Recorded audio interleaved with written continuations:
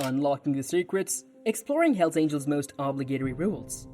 Which force is driving these unique codes? How do they survive?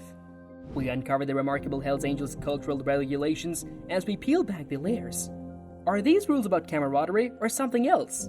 Discover the surprising paradoxes of this legendary brotherhood's unique directives. The Hells Angels are a motorcycle gang with a fearsome reputation, and just hearing their name strikes fear into the hearts of many. They have permanently carved themselves into popular culture thanks to the iconic logo they have made famous on leather jackets.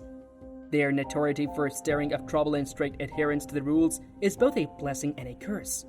For decades, the Hells Angels have been both a symbol of freedom and a sign of lawlessness due to their association with both extremes.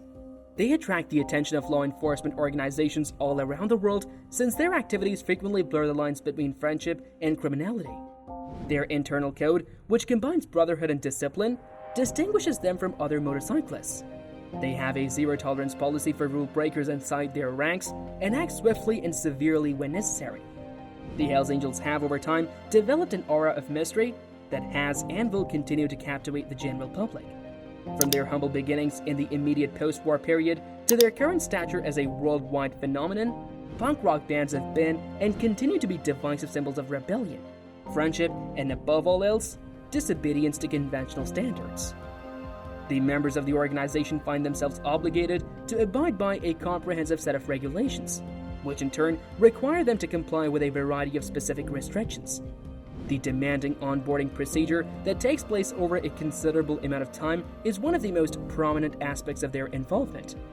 In order to determine whether or not a prospective member is committed to the goals of the organization and whether or not they are compatible with those goals, they are put through a multi-step process that is both lengthy and complex. The initiation consists of a number of phases, and each stage requires different knowledge, abilities, and characteristics from the initiates. It not only acts as a method of determining whether or not they are suitable for the position, but it also functions as a method of impairing the organization's ethos and values. By going through this process, individuals develop a profound connection with the mission of the group, which helps to promote a sense of unity and purpose inside the group. It is not a short-term commitment to become a member of this organization. Rather, it requires a commitment that will last a lifetime. After being initiated, members are held to the expectation that they would continue their connection with the organization indefinitely, keeping its standards and contributing to its ongoing initiatives.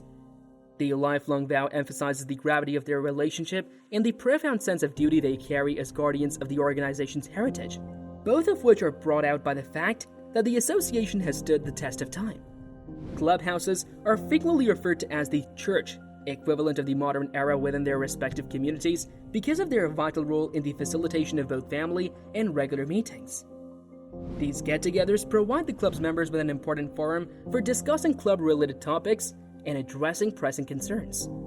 The atmosphere of the clubhouse encourages a sense of camaraderie and belonging, thereby establishing a venue in which individuals may congregate to discuss insights, plan, and make decisions based on accurate information.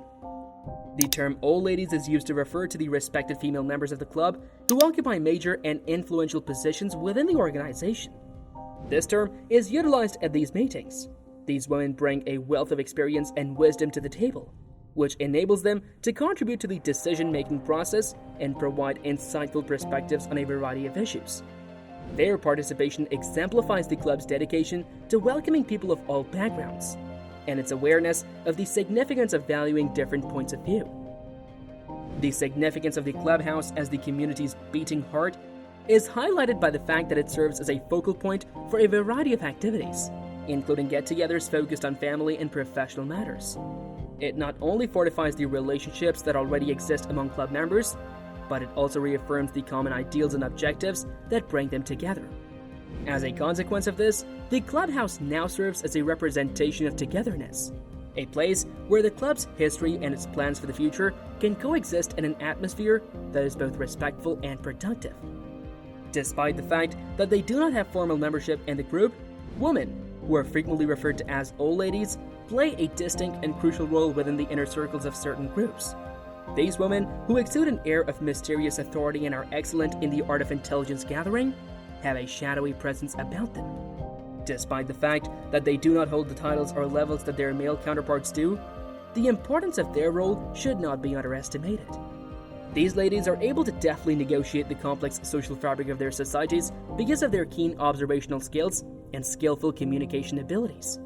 Their connections and ties provide a web of information that proves to be extremely useful to the organization as a whole in its day-to-day operations.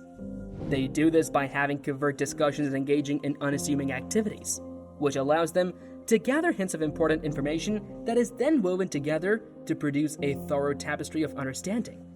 In spite of the fact that they are on the margins, their influence on the decision-making process cannot be ignored. These women are the unsung orchestrators of strategic maneuvers behind the scenes, and their presence is a reminder that power and influence may materialize in a variety of forms. Their presence also serves as a reminder that their presence is a reminder. The title Old Ladies belies their true value because they stand as guardians of information, weaving together the secrets that power the machinery of these groups, while the world remains unaware of the fact that they play a vital role in these organizations. The use of substances is closely regulated within the community, reflecting a strategy that is balanced between the goals of safeguarding public health and social order. The authorities' dedication to protecting individuals from potential harm is highlighted by the thorough legislation that led to the establishment of prohibitions in particular narcotics. These bans include the consumption of recreational drugs that are widely acknowledged to present serious threats to both individual health and the cohesiveness of society. In addition, smoking is not allowed during meetings, which helps maintain a sense of professionalism as well as a sense of propriety. This rule not only shows consideration for the physical well-being and personal preferences of each participant, but it also helps create an atmosphere that is receptive to concentrated conversation and respect for one another. The community fosters a productive and courteous climate within these events by deterring people from bringing potential health concerns and other distractions into the space. The community has also taken serious steps to combat rip-offs in the drug peddling industry, drawing on the lessons learned from the past. In order to put an end to illegal acts that threaten the trust and safety of the general population, stringent regulations and increased law enforcement efforts have been put in place. These collective activities demonstrate a commitment to sustaining the concepts of fairness, safety, and accountability that serve as the foundation for the values held within the community.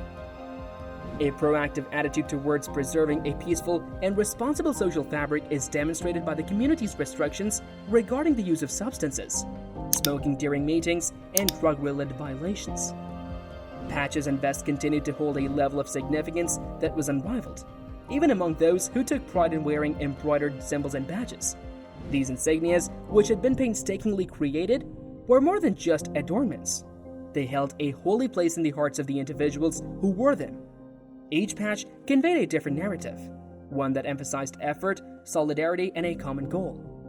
Vests were more than just articles of clothing when they were adorned with these valued patches. They were a concrete embodiment of identity and membership to the community. It appeared like the wearer was connected to a greater tapestry of goals and aspirations through each thread that was woven into the fabric. Even in times of crisis, when anarchy reigned supreme, there was an implicit order that prevailed. Patches and vests were not to be worn. They served as the very last line of defense, preserving the history and cohesion that they stood for in the process. This issue is being addressed by exploring flexible payment methods, assessing membership benefits, and improving member value. As it seeks to serve its members and improve its profession, the organization recognizes the need to balance financial sustainability and accessibility. Thanks for watching. For more, kindly subscribe to our channel.